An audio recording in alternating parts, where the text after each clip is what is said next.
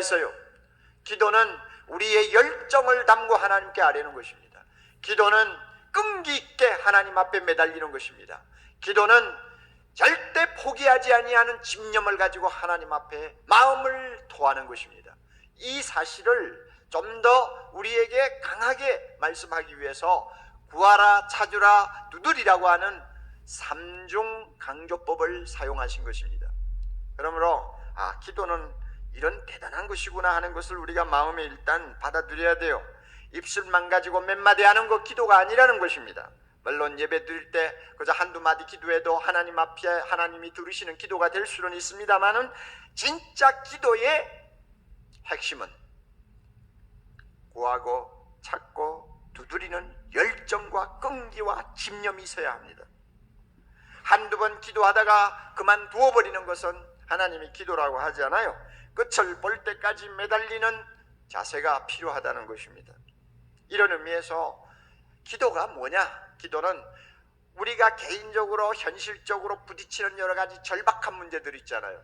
그 절박한 문제들을 가지고 하나님 앞에서 씨름하는 것이라고 말할 수 있습니다. 이것이 구하고 찾고 두드리는 기도입니다. 이런 기도의 성격을 우리가 파악했다고 해서 모든 것이 끝난 것이 아닙니다.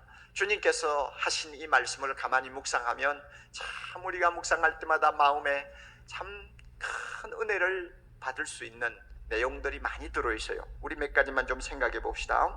첫째로요, 구하고 찾고 두드리는 기도는 하나님의 때를 기다리는 기도라야 한다 하는 암시가 들어있습니다. 하나님의 때를 기다린다. 내가 원하는 시간에 내가 받아내기만 할 수 있다면 구할 필요가 없죠. 두들기고 있어요? 한 번 기도하면 끝날 텐데, 한 번 기도하면 하나님이 주실 텐데 뭘 집요하게 버티고 서서 두들기고 있어요?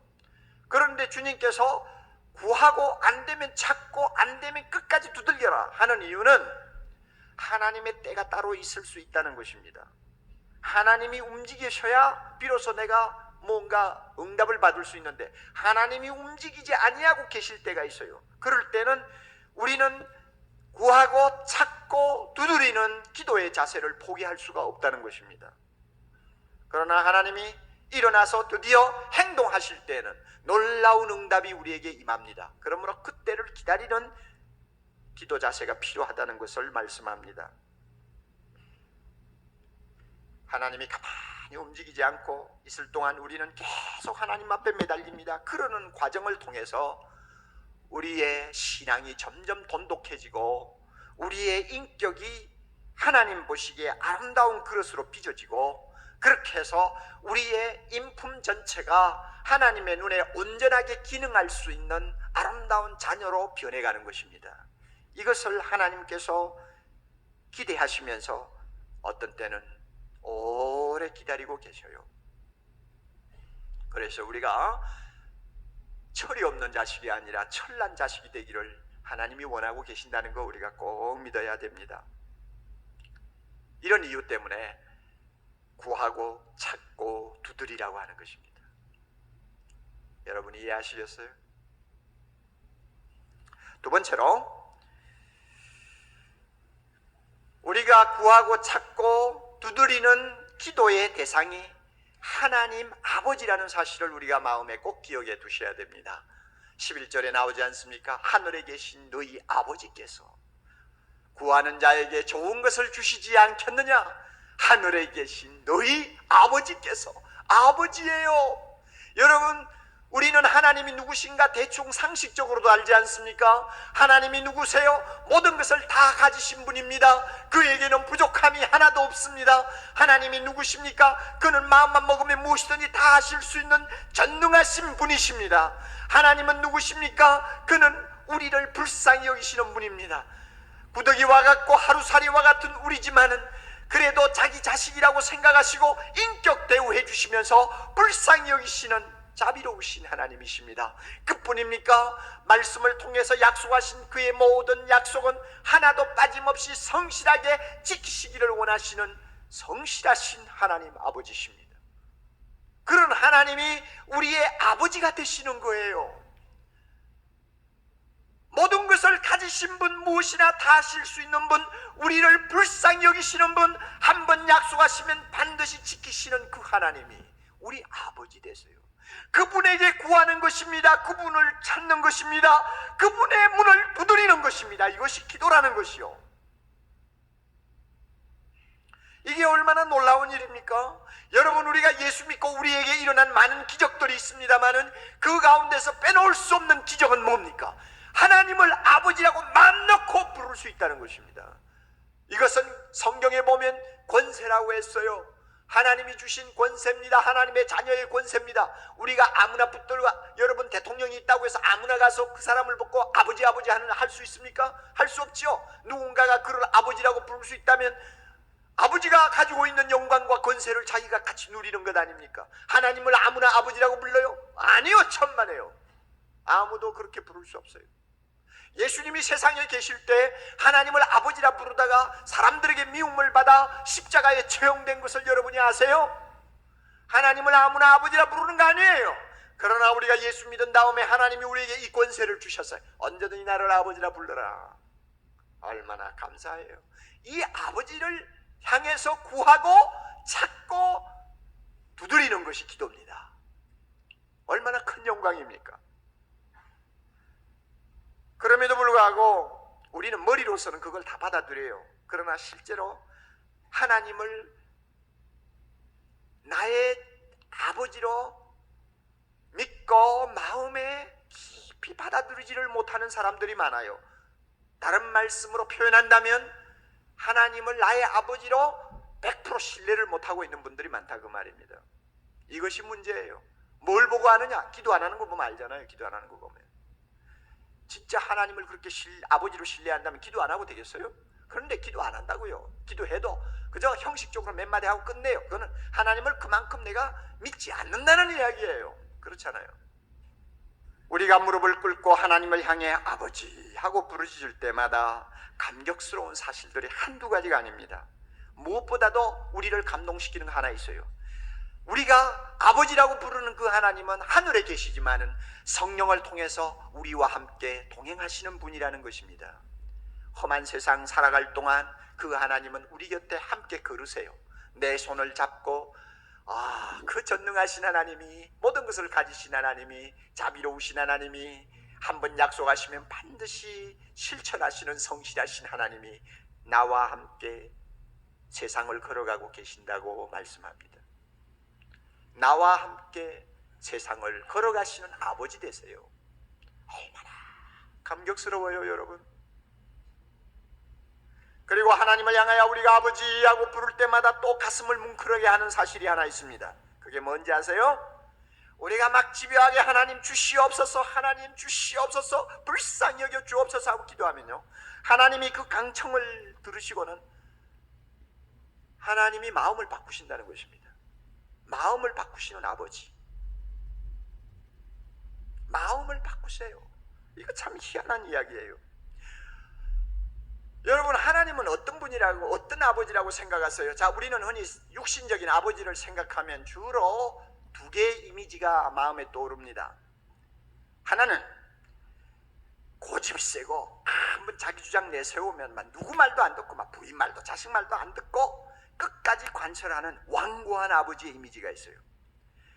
종교개혁자 루터의 아버지가 그런 분이었다고 합니다. 그리고 저의 아버지도 그런 형에 속했습니다. 통하지 않아요. 그러니까 아이고 아마 이야기해봐도 소용없어, 가만히 있어야 돼, 무슨 말 했다가는 집안이 아우성 날 테니까, 뭐 이런 식으로 완고한 아버지 이미지가 있잖아요. 그리고 또 다른 이미지가 있어요. 자상하시고 부드럽고 항상 자녀의 말에 귀를 기울이고, 그래서 서로 대화를 하다가 자녀의 말을 들어보았을 때 자기 생각보다는 자녀들의 생각이 옳다고 판단되면 스스럼 없이 자기 생각을 접고 자녀들의 소원대로 들어주시는 너그러운 아버지 이미지가 있잖아요. 자, 그러면 여러분, 하나님을 아버지라 부를 때 우리는 누구의 이미지가 어떤 이미지가 머리에 떠오릅니까? 완고한 하나님. 어떤 사람은 그렇게 가르쳐요. 그러나 여러분 보세요. 왜 구하라고 합니까? 왜 찾으라고 합니까? 왜 집요하게 문을 두드리라고 합니까? 너희도 들어보고 내가 설득을 당할 수 있다 하는 이야기입니다. 너 기도 때문에 내가 설득을 당할 수가 있다는 이야기입니다. 하나님의 입장에 내가 마음을 바꿀 수 있다는 이야기입니다. 참 얼마나 기가 막힌 이야기요. 이것을 설명할 수 있는 좋은 예가 있어요. 열왕기하 20장에 가보면 참 경건하고 또 하나님의 뜻대로 살려고 하던 젊은 왕이 있습니다. 히스기야라는 왕입니다. 그 왕은 하나님을 잘 섬겼습니다. 그래서 하나님이 많은 축복을 주셨는데 그만 30대 후반에 치명적인 병에 걸려가지고 쓰러졌어요. 투병 생활을 하는데 하루는 하나님이 이사야를 불러가지고 선지자 이사야를 불러가지고 너 히스기야 왕에게 가서 내 뜻을 전해라. 내가 히스기야를 부르려고 한다. 그러므로 다시 살지 못할 테니까 집안에 대해서 유언하라고 가서 일러라. 그랬어요. 이사야 선지자가 히스기야 왕을 찾아와서 왕이여 하나님의 뜻입니다. 왕은 일어나지 못합니다. 그러므로 집안을 정리하고 유언하십시오. 그랬어요. 이사야 선지자가 떠나고 난 다음에 히스기야 왕이 얼마나 슬프고 절망을 했는지 몸을 돌려 벽을 향해 누워서는 방성대곡을 하면서 하나님 앞에 부르짖는 기도가 나와요. 그런데 하나님이 그 기도를 다 들으셨어요. 그리고는 지금 자기 집으로 돌아가고 있는 선지자를 길거리에서 다시 불렀어요. 너 히스기야에게 다시 돌아가라. 돌아가서 내가 마음을 바꾸었다고 전해라. 그리고는 뭐라고 히스기야에게 전했는지 압니까? 하나님께서 왕의 눈물을 보셨다고 합니다. 왕의 기도를 들으셨다고 합니다. 그래서 마음을 바꾸시고 왕에게 15년을 더 살 수 있도록 생명을 연장시켜 주신다고 약속하셨습니다. 왕이여 소망을 가지시고 일어나십시오. 그랬단 말이에요. 여러분 이런 하나님이라는 거 여러분 아세요? 하나님의 큰 틀은 바뀌지 않습니다. 하나님의 그 기본적인 뜻은 바뀌지 않아요. 그 뜻이 뭔지 아세요? 우리를 통해서 하나님이 영광 받으시겠다고 하는 것입니다. 그리고 모든 것을 합력하여 우리에게 선을 이루도록 해주시겠다고 하는 뜻입니다. 이 큰 틀은 변함이 없어요. 그러나 이 틀 안에서 개개인적인 우리 개인의 문제를 다루실 때는 경우에 따라서 우리의 기도를 들으시고 하나님께서 자기 뜻을 바꾸시고 스스로 우리 기도에 설득당하시는 것 같이 보이시는 일들이 자주 일어난다는 것입니다. 여러분 이거 믿으세요? 왜 그러세요? 너그러우신 아버지세요. 너그러우신 아버지. 자, 세 번째로 구하고 찾고 두드리는 자에게는 반드시 좋은 것을 주신다고 약속하셨습니다. 이 사실을 꼭 기억하십시오. 너희가 악할지라도 자녀에게 좋은 것을 줄 줄 알거든 하물며 하늘에 계신 너희 아버지께서 구하는 자에게 좋은 것으로 주시지 않겠느냐. 하나님의 약속입니다. 여러분 우리 인간은 자식에게 잘해준다고 하지만 사실 본성이 다 악한 부모들입니다. 이렇게 악한 부모들임에도 불구하고 자식에게 나쁜 거 주려고 하는 부모는 거의 하나도 없어요. 미국 세크라멘토에 소재하고 있는 샌프란시스코 주립 형무소에 패터슨이라고 하는 사람이 지금 복역 중에 있죠. 그 사람은 가정을 다 던져버리고 나와가지고 강도짓을 하고 또 마약을 복용하면서 방탕한 생활을 하다가 무슨 죄를 범해가지고 결국 감옥 생활을 하게 되었습니다. 이렇게 악한 사람이요. 이런 사람을 아버지라고 부를 자식이 누가 있고 남편이라고 생각할 사람이 누가 있겠어요? 그런데 소식을 들으니까 자기 딸이 지금 위도하다는 거예요. 그 딸은 태어날 때부터 콩팥이 하나밖에 없는 좀 이상한 체질을 가지고 태어났어요. 그런데 그 하나밖에 없는 콩팥이 문제가 생긴 거예요. 그래가지고 딸이 위도하다는 말을 듣고는 이 복역 중에 있는 아버지가 선뜻 나섰어요. 내 콩팥을 기증하겠다 하고 나왔어요. 그런데 이상하게도 이 아버지도 콩팥이 하나밖에 없어요. 그러니 여러분 자기 콩팥 하나 있는 거 기증하면 자기가 죽는다는 이야기예요. 이렇게 악한 아버지도 자식에게는 좋은 거 주려고 그래요. 그렇다면 하늘에 계신 우리 아버지 선하시고 인자와 긍휼이 무궁하신 사랑이 많으신 그 하나님이 우리에게 좋은 거 주시지 않겠느냐 그 말입니다. 우리가 이거 꼭 믿어야 됩니다. 하나님이 주시는 것은 좋은 것입니다. 구하고 찾고 두드리는 자에게 하나님이 주시는 응답은 좋은 것입니다. 그런데 문제가 있습니다. 누구 눈에, 누구 보기에 좋은 거냐 그 말이에요. 하나님 보기에 좋은 거요, 내 눈에 좋은 거요. 물론 양쪽 다 좋으면 괜찮지. 금상첨화죠. 그렇잖아요. 하나님 보기에도 좋고 내 눈에도 좋고. 하나님은 좋다고 주시는데 우리 눈에는 안 좋아요. 그런 응답이 많아요. 하나님은 떡이라고 주시는데 내가 보니까 돌이에요. 이런 경우가 많아요. 자, 이런 경우를 맞았을 때에